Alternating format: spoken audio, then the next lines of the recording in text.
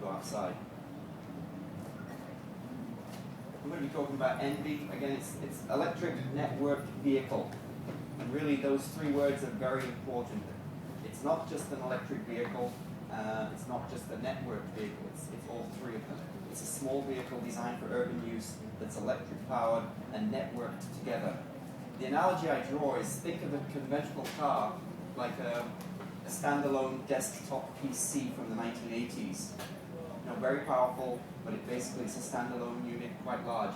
Whereas what you're looking at with the ENVI is something much more like a networked handheld device. It's small, but it's very powerful. It's networked together. Think what the internet did for PCs, and this is what we're trying to do for cars, is to connect the vehicles together. Because we can't solve many of the emerging challenges associated with the mobility unless we solve making these vehicles communicate with each other so they can act in a coordinated fashion.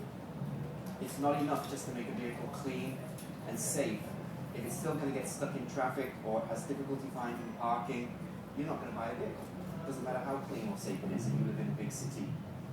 So the reason this is becoming more and more important is that more and more people are living in big cities around the world. 2007 was the very first year in history that a majority of the world's population began to live in urban areas. This trend started in the 1800s in England, in the 1900s in America, and now it's happening in this century in China and India. More and more people are moving from rural parts of the country to the urban areas in search of a better life, with the shift from agriculture to industrial societies. So this trend is going to increase in the future. We think that by the year 2030, about 60% of the world's population will be living in urban areas, and about 80% of the wealth will be concentrated in urban areas. I mean, if you think about it, people in urban areas tend to be wealthier on average than people in rural areas. That's why people move from rural to urban areas. So anything that is affected by wealth, whether it's the consumption of materials, the consumption of energy, emissions of greenhouse gases, is increasingly going to be driven by people who live in urban areas. So we can't solve, or we can't hope to solve global challenges associated with energy and environment unless we solve urban challenges. And that's why we think that this solution is going to be increasingly needed. Our business is going to be increasingly in the emerging markets. We're selling the majority of our vehicles there, and the fraction of our vehicles that we sell is going to increase in those markets. But in those markets, like in China and India, where the wealth is increasing, they live in very densely populated cities, much more densely populated even than in Manhattan. And we all know that in Manhattan, you're far less likely to own a vehicle than if you live in the rest of America as a whole, because when it's a densely populated city, you have alternatives like public transport, and you have difficulty driving a car because of parking issues and traffic. So if we don't solve this problem, then vehicles aren't going to be as needed in the future. So it's up to us to come up with an alternative that preserves or even enhances personal mobility, because we think it's important that people have personal mobility. Short trains and buses have limitations, walking and cycling have limitations.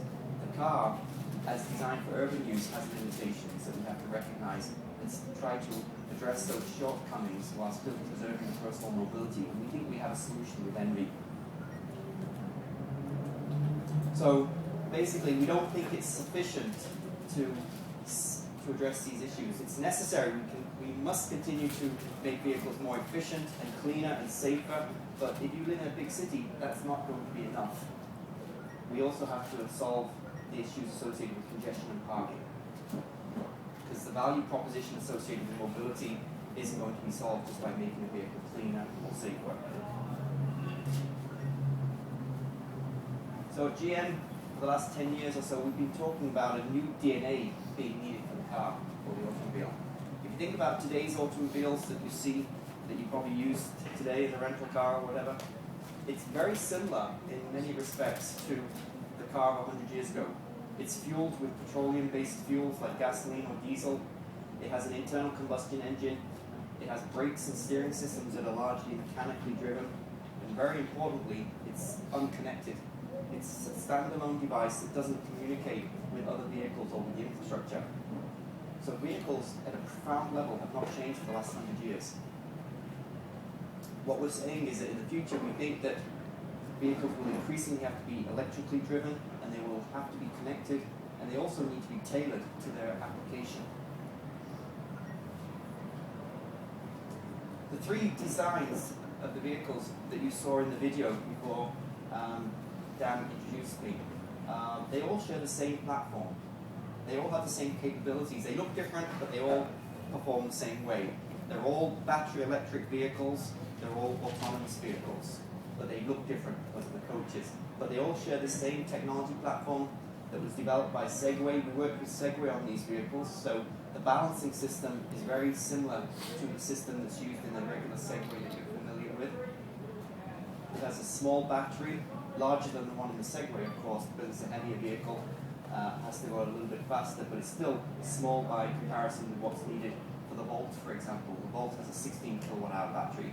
This battery is about 5 times smaller. This slide basically shows that it's a 2-layer chassis. In a Segway, you accelerate by leaning forward and you brake by leaning back. That's how you shift the center of gravity when you operate a Segway or a balancing machine. Well, when you're sitting down in this vehicle, it's not very easy to keep on moving your back and forth. So we decided instead we're going to have a slide mechanism instead. So the top layer of this chassis actually slides with the coach. So the battery pack and the coach slide together. So when you want to drive the vehicle and you command torque, the coach with batteries moves forward and then the wheels are momentarily left behind, and to prevent the vehicle from falling over, the wheels move forward to catch up. A little bit like walking. That's how we balance. So it'll be something that you notice when the vehicle moves off. When it accelerates, you'll see that the coach moves first and the wheels catch up with it. And the opposite happens when you brake.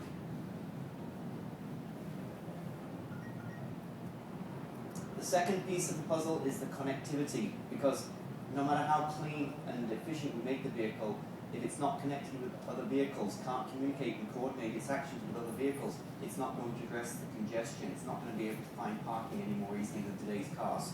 So the networking and connectivity is very important. At GM, we've been developing autonomous vehicles for several years, and we've been looking at 2 different approaches which complement each other in the NV. The first approach was demonstrated in the Urban Challenge 3 or 4 years ago, where we worked with Carnegie Mellon. And it's basically a sensor-based approach. Putting a lot of sensors around the car so the vehicle could drive autonomously with nobody in it is one approach. We've also been demonstrating at GM what we call vehicle-to-vehicle communications, where the vehicles communicate with each other. The advantage of this system is it could be a lot less expensive than putting a lot of sensors on the vehicle. The downside is it does require that the other vehicle be able to communicate with you, whereas sensing is completely independent of what the other vehicle can do. We think that when we combine them, as we have in the NV, we can get the best of both worlds. We can have a more compact, more cost-effective system, which still provides a more robust solution than either one or the other by themselves. So on the NV, the vehicles have a couple of antennas on the roof. They have a GPS antenna which tells the vehicle where it is, and it has a wireless antenna that communicates with other vehicles. So it can communicate its position, its speed, its acceleration, its direction of movement with other vehicles, and that's how it can avoid collisions between them. It also has sensing technology on the front of the vehicle, so it can sense pedestrians that may not have the ability to communicate with the vehicle. And it has a smartphone. We'll demonstrate a smartphone that can call the vehicle and can let the vehicle go and park itself. The final piece is a vehicle tailored to specific use. We can do autonomous vehicles and we can do electric vehicles. In fact, we are doing electric vehicles, but unless we design a vehicle tailored to the urban market, it will still be a large vehicle that's difficult to park and could be expensive because it needs a large battery to propel it. If you look at the Envy, it's a lot smaller than a regular car. A regular car might be 5 meters long, and even a car as small as a smart car, which looks really small in America when it's parked next to a Suburban, for example. Even a smart car is about 3 meters long. Our vehicle, on the other hand, is about 1.5 meters, or 5 feet long. It's about 5 feet wide, and it's about as wide as a smart car because it has to sit 2 people side by side, so there's not much you can do about the width. But the length is about 1.5 meters, and the height is about 1.5 meters. We can park about 6 of these vehicles in a traditional parking space So as a rough comparison, we're about 3 times lighter than a traditional car.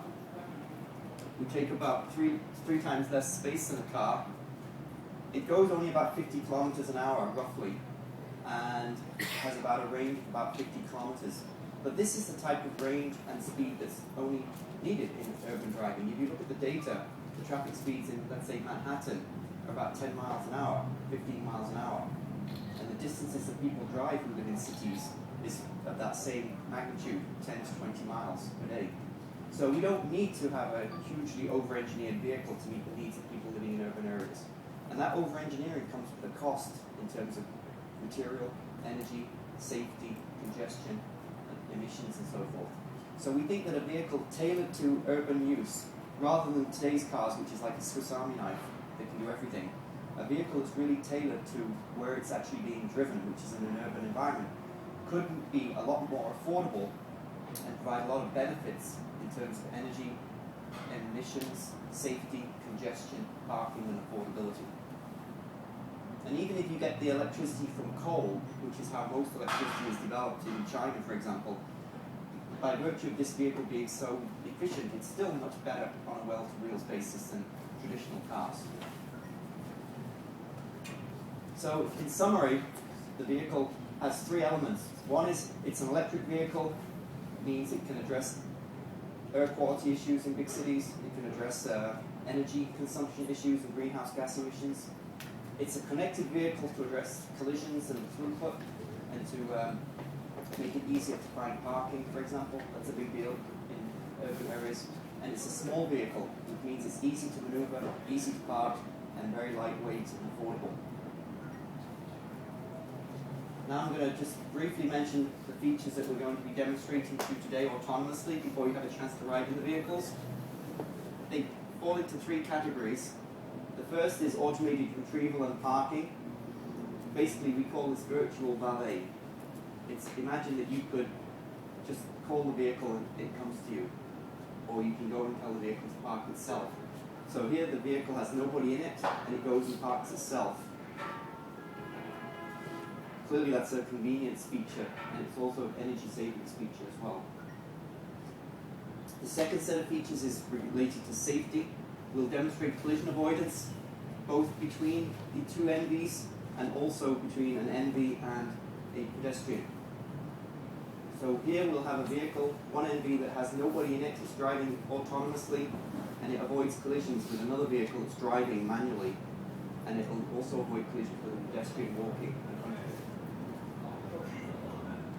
And the third feature that we'll demonstrate is what we call platooning, or convoying, where the vehicles follow each other, or the second vehicle follows the first, I should say, and follows exactly the same path, completely autonomously. So you can basically take your hands off the steering wheel and just follow the person in front of you, and just relax. So that wraps up the presentation. Now I think we need to go outside and we can watch the autonomous demonstration, and then you'll have a chance to ride in the vehicles.